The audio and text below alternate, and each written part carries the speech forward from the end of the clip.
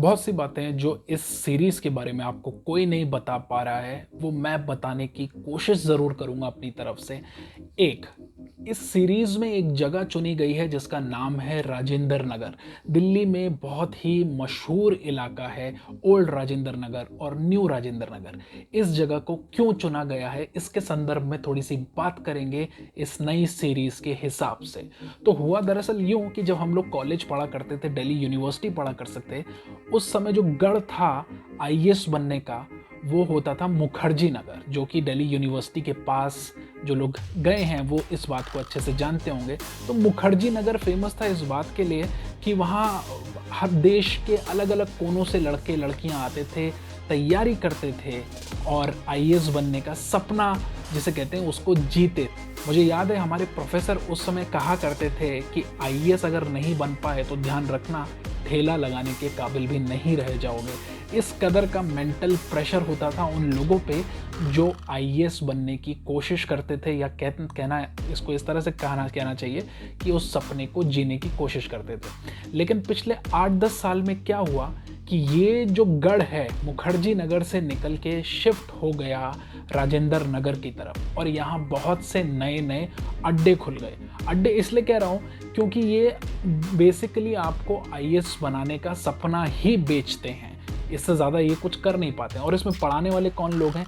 इसमें पढ़ाने वाले कॉलेज के कई तो प्रोफेसर हैं, लेकिन सबसे ज़्यादा जिन लोगों को इसमें पढ़ाने का फ़ायदा पहुंचता है तो वो वे लोग हैं जो आईएएस का या तो प्रीलिम्स पास कर पाएँ लेकिन आईएएस नहीं बन पाए, और या फिर जिन्होंने आईएएस के लिए कड़ी तपस्या की लेकिन उसके बावजूद उनका आईएएस का एग्ज़ाम या इंटरव्यू क्लियर नहीं हुआ। तो अपनी गलतियों से वो सिखाते हैं उन तमाम स्टूडेंट्स को जो इस सपने को आज भी जी रहे हैं और कोशिश में हैं कि एक ना एक दिन वो आईएएस बनेंगे। तो टीवीएफ की कहानियों की अगर आप नज़र डालेंगे तो खासियत क्या है?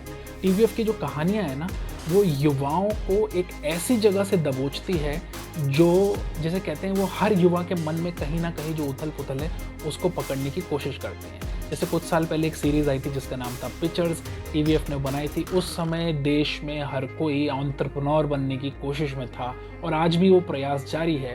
तो उस कैटेगरी को उन्होंने टारगेट की थी, एक स्पॉन्सर वो अपने साथ लाए थे।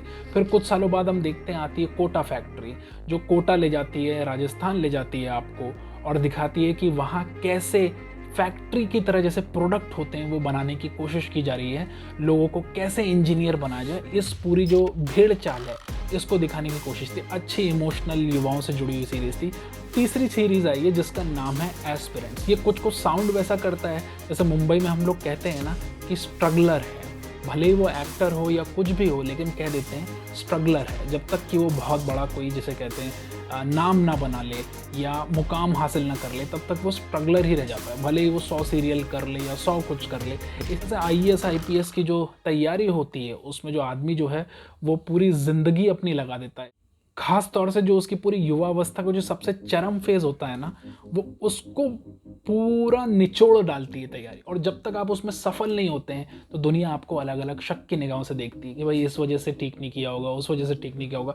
मैं खुद जानता हूँ कि मेरे बहुत से दोस्तों ने इसमें अपनी ज़िंदगी, ये तो नहीं कहूँगा कि ख़राब की है, लेकिन कोशिश ज़रूर की थी बनने की, लेकिन वो नहीं बन पाए। हालांकि मेरा कभी ऐसा सपना रहा नहीं। मैं नहीं चाहता था कि कभी भी संघ लोक सेवा आयोग का एग्ज़ाम दूँ। मेरी शुरू से कोशिश थी एक फिल्म पत्रकार या फिर जैसे एक कहते हैं हम कि कंटेंट क्रिएटर बनूं, जो मैंने अपने लेवल पे जो भी किया उस सपने को साकार किया और आईआईएमसी से अपनी पढ़ाई पूरी की। बात करते हैं सीरीज़ के उन पहलुओं पर जिनकी ओर आपको खास तौर से ध्यान देना चाहिए। इस सीरीज़ की कुछ खास बातें जो मुझे लगी वो ये लगी कि सीरीज़ पहले एक तो इमोशनल थी, हालांकि अभी 2 ही एपिसोड आए हैं।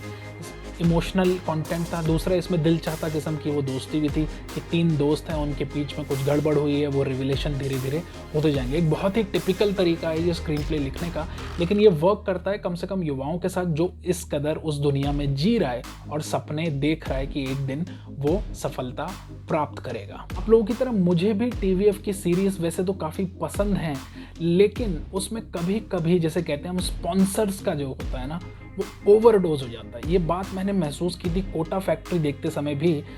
जो स्पॉन्सर्स का ओवरडोज़ था वो बार-बार बढ़ रहा था और इस बार फिर से क्योंकि स्पॉन्सर है अनअकैडमी वाले, तो वो ओवरडोज़ कई बार बढ़ रहा है। अब कोई बार-बार अगर इस तरह से बात को कहने की कोशिश करे कि भई यही एक ज़रिया है जहाँ पे आप आईएएस बन सकते हैं या यही एक तरीका, इस तरह से बात किसी तरह से आपको बार-बार बताई जाए तो आपका थोड़ा-थोड़ा सीरीज़ से मोहभंग होने लगता है। ये बिल्कुल वैसा ही है कि आप कोई बहुत ही शानदार फ़िल्म देख रहे हो और बीच में कोई विज्ञापन आ जाए कोका कोला का, या तो आप जिस फ़ोकस से उस सीरीज़ को देख रहे होते हैं ना, वो थोड़ा-सा डेविएट होता है। तो ये मुझे लगता है आने वाले कुछ एपिसोड्स में या फिर अगली सीरीज़ जब टीवीएफ बनाएगा तो इन बातों का अगर थोड़ा-सा ख़्याल रखेंगे तो सीरीज़ ये और भी बेहतर बनेगी। टीवीएफ की सीरीज़ में शुरू से जो राइटिंग है ना, वो बहुत ही बेसिक होती है लेकिन बहुत ही सुंदर होती है। तो इस सीरीज़ में भी जो राइटिंग है वो बहुत ही बेसिक है लेकिन वो आपको पकड़े रखती है, जकड़े रखती है। दृश्य एक के बाद